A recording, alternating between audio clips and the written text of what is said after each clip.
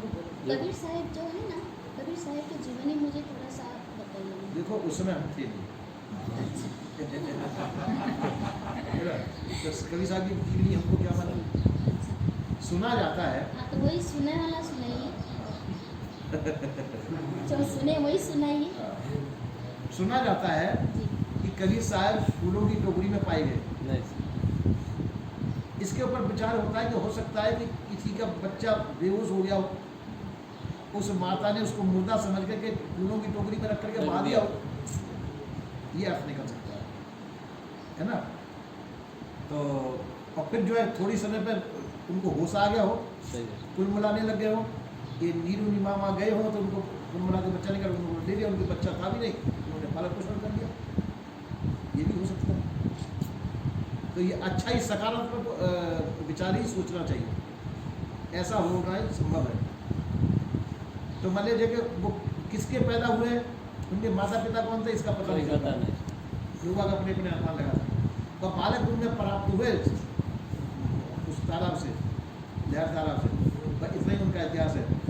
और शरीर उनका कहाँ छूटा ये भी पता नहीं। मगहर जो शरीर छूटा बताते हैं, तो मगहर में उनका शरीर मिला नहीं, खाली फूल फूल मिले, तो वहाँ पे शरीर छूटा नहीं समझो। मगर माटी का फूल हो ही नहीं सकता, शरीर का फूल कैसे हो जाएगा, हो ही नहीं। फूल के शरीर को जला दिया गया हो तो जलाने की भी स्थिति नहीं थी वहाँ पर, क्योंकि उधर दोनों राजा तैयार बैठे लड़ने के लिए। और कवि साहब का विचार था कि मेरे मरने के बाद में खून खराबा नहीं हो, इसलिए वो वहाँ पे रहते, दोनों दल बैठे हुए लड़ने के लिए कि शरीर, वो कहते हैं मैं गाड़ूंगा, वो कहते हैं मैं जलाऊंगा। तो कवि साहब ने कहा कि अभी तक मैंने अहिंसा का वो किया है, तो अब मेरे बाद में ये सब खून खराबा होगा, तो यहाँ से चल देना। अच्छा बीमार तो थे, रात में सबको छोड़ते हुए चल के वो निकल के चले गए, निकल के चले गए और फूलों को अपनी चद्दर उड़ा दी उन्होंने।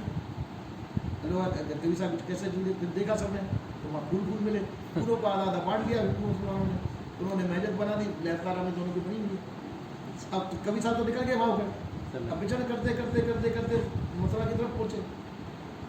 मथुरा की तरफ पहुँचे, वहाँ धर्मदास साहब मिल गए। धर्मदास साहब तीर्थ यात्रा करने गए थे, बड़े टाटा बिरला जैसे आसामी थे, वो बांधवगढ़ के थे। अब वहाँ वो मिल गए, तो ये पत्थर पूजा कर रहे थे धर्मदास साहब। तो बट उन्होंने कहा ये क्या कर रहे हो, ये शेर बांट को क्यों तोड़ रहे, ये तो पत्थर है। उनको मतलब शिक्षा उपदेश दिया, धर्मदास साहब को चेताया। इस प्रकार से अब शरीर उनका कहाँ छूटा ये पता नहीं, सही करिए। तो ये 119 साल कह रहे हो, क्या क्या मामला है? 119 साल कबीर साहब जो कहते हैं क्या मामला? सोने का 119 साल तो कबीर साहब, हाँ ये उनका अनुमान है, क्यों इतने गिनती तो और लोगों ने की है भाई, जीवित अवस्था में जिन्होंने देखा है उतनी गिनती उनकी मालूम है कि इतने साल तक जीवित रहे, और मरे कब ये नहीं मालूम, ये पता नहीं। तो कई लोगों का ऐसा होता है कि शरीर कहाँ छूटा ये पता नहीं चल पाता है, और पैदा कैसे हुआ ये भी, तो कवि साहब का पैदा होने का भी नहीं मालूम पड़ा, किससे पैदा हुए, उनके माता पिता कौन थे ये नहीं मालूम पड़ पाया, और उनका शरीर कहाँ छूटा ये भी पता नहीं चल पाया। बीच की अवस्था समाज के सामने है, उनकी शिक्षा समाज के सामने, उससे लाभ ले लेना चाहिए। उनका मालूम भी पड़ जाए माता पिता कौन थे तो अपने को क्या लाभ होने वाला है, कुछ नहीं है। और ये भी मालूम पड़ जाए कि उनका शरीर वहाँ छूटा तो उससे भी अपने को क्या लाभ है, कुछ नहीं है ना। उनकी शिक्षा से लाभ लेना चाहिए, शिक्षा, महापुरुषों की शिक्षा से लाभ लेना चाहिए। उनका मरण और तरण कहाँ हुआ कैसे हुआ ये इससे कोई मतलब नहीं है। उनके माता पिता कौन थे इससे भी कोई लेना देना नहीं। तो सारे जो महापुरुष हुए उनका तो जन्म भी मालूम है, उनका अंत भी मालूम है, उनका सारा विधि भी होता है, उससे लाभ लाभ नहीं, लाभ नहीं तो उससे उसको खोजबीन करने से फायदा क्या, लाभ नहीं है उससे, उससे खोजबीन से क्या लाभ, उनको लाभ से आवश्यकता है ना। सदगुरु श्री कवि साहब के ज्ञान से आवश्यकता, उससे कल्याण हो रहा है। उस ज्ञान को सुनने के लिए आप सब एकत्रित होकर सुन रहे हो।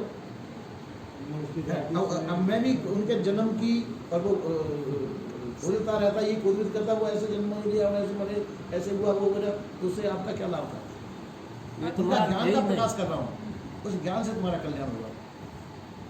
अब वो कैसे पैदा हुए, कहाँ पैदा हुए, इससे क्यों लेना देना। बात चल रही है साहब जी 40 साल में हत्या कर दी कबीर साहब जी ये ये बिल्कुल गलत है, ये नहीं, गलत है ना? बिल्कुल गलत है नहीं हो सकता। क्या चीज बता दें कि 40 साल में उन्होंने हत्या कर दी, किसी ने मार दी, दिमाग खराब है और दिमाग खराब हुआ ये कहने वाला बहुत हल्ला हुआ आपने नहीं, गलत है, गलत है। ये नहीं हो सकता। ये नहीं हुआ, ये कोई इतिहास का प्रमाण भी नहीं है सब, हाँ। कोई ऐतिहासिक प्रमाण नहीं, किसी ने जलने वाले ने ऐसी बात निकाल दी जो कबीर पत्ते से जलता होगा, है ये ना? तो सब लोगों की कल्पना ही है साहब। कल्पना है, क्योंकि हिंदू भी उनके चेले थे, मुसलमान भी उनके चेले थे, और कोई इतिहास प्रमाण भी नहीं है इस तरह से 40 साल में कत्ल कर दिया। ये किसी ने सिर्फ फिर ने ऐसी बात निकाल दी है।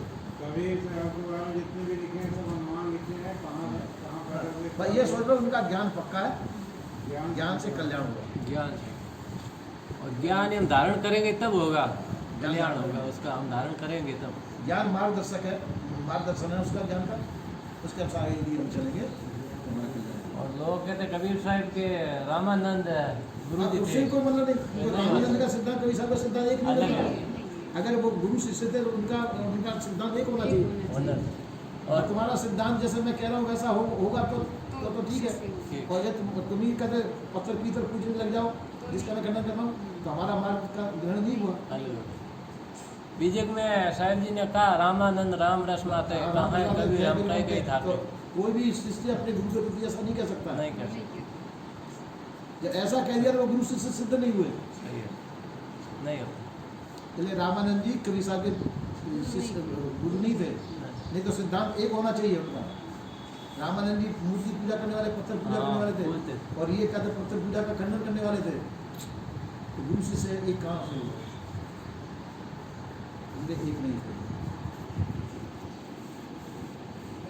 स्कूली पढ़ने में आता तो हमको उधर तो वही लिखना पड़ता है। नहीं, हाँ तो लिख दो, कोई बात नहीं, अंदर मत लिखो, अंदर नहीं लिखना, बाहर अंदर नहीं लिखना, अंदर नहीं लिखना। वहाँ लिख दो, वहाँ कोई बात नहीं, वहाँ जो पढ़ रहे हैं वही लिख रहे हैं, पर निर्णय से जो सिद्ध हो रहा हो वह सिद्ध है। वो तो सत्य सत्य एक ही है। मोर मुकुट वाले कबीर था।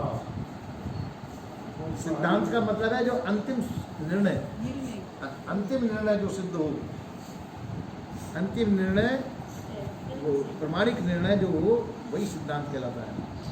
अंत में सिद्ध होता हो वो सिद्धांत।